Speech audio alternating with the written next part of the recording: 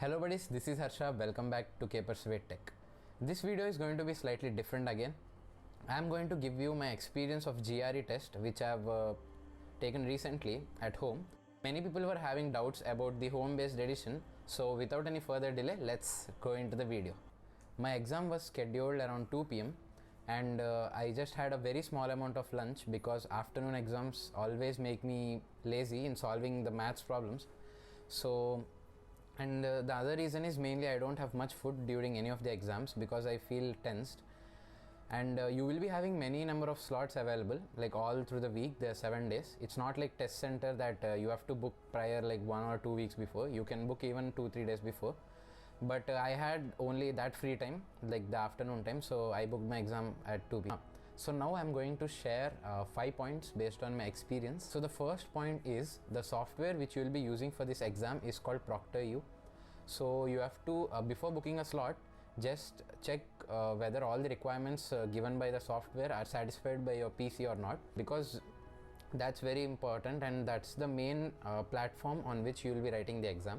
So on the day of exam, I logged into my system around 2:10 p.m. You know, before 10 to 15 minutes you can log in.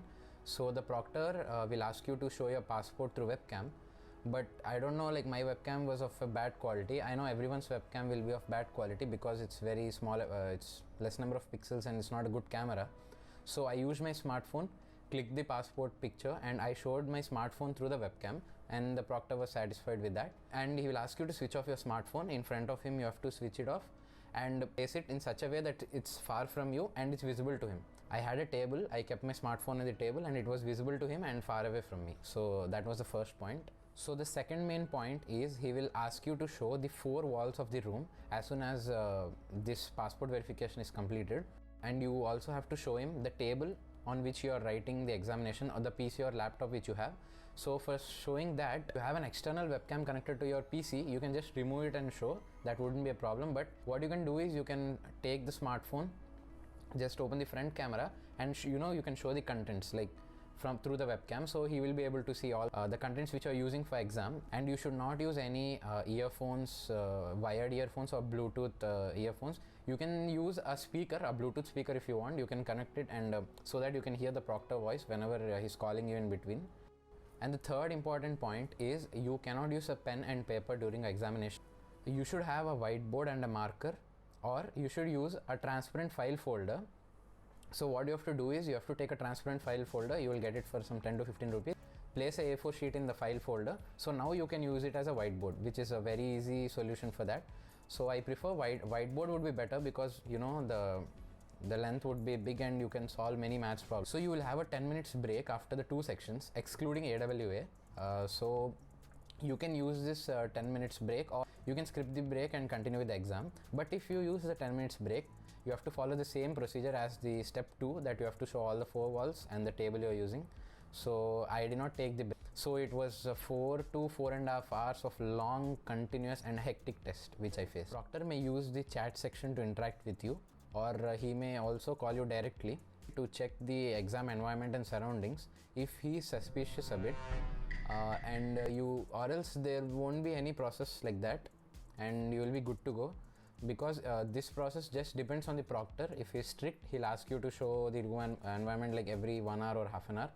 If he's cool, like he won't ask you. I think he will not be there even the whole 4.5 hours, and the AI will be monitoring you for some amount of time. So in maximum number of cases, you will not have any problem with the proctor because they'll be very helpful, and during our internet connectivity issues also, they will take care of everything. Like even if you have any doubt, you can ask them. So that is the least problem to bother about.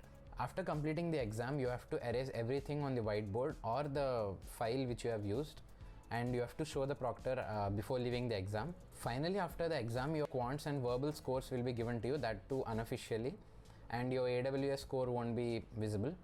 So your official scorecard will be sent to you via mail, and it will even be updated in your ETS account. I think it will take minimum of 15 days. So that's it guys. This was my experience of the home based test, and I scored around 317. This was a very good experience, but a small problem which I faced is the proctor was a bit irritating. He asked me to show the entire room around 2 to 3 times. So that was disturbing, like you will lose your concentration. So I'll also make a video about the differences between GRE at home versus test center. So hit that subscribe button and stay tuned for the next video. And as you all know that YouTube algorithm is designed in such a way that if you like my video, it will be recommended to more people.